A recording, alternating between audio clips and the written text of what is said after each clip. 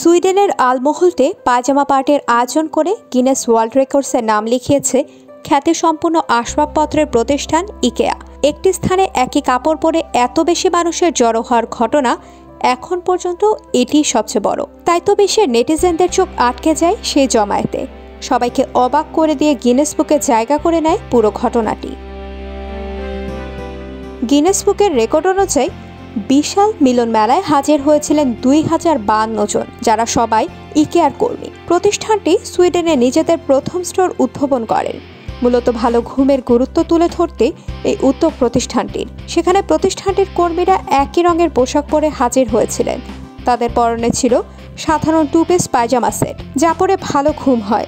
ভালো ঘুমের গুরুত্ব তুলে ধরতে এর উপযোগী পোশাক পরে মিলন মেলায় অংশ নেন কর্মীরা।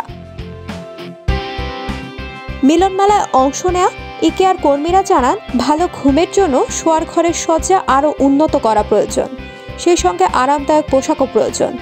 এই তথ্যই তুলে ধরতে এই উদ্যোগ নেওয়া হয়েছে। লাইফ অ্যাট হোম রিপোর্ট নামের একটি জরিপ পরিচালনা করে প্রতিষ্ঠানটি।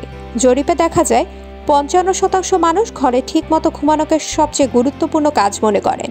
তাই ভালো ঘুমের জন্য যাবতীয় সুবিধা ও আরাম নিশ্চিত করা অত্যন্ত জরুরি।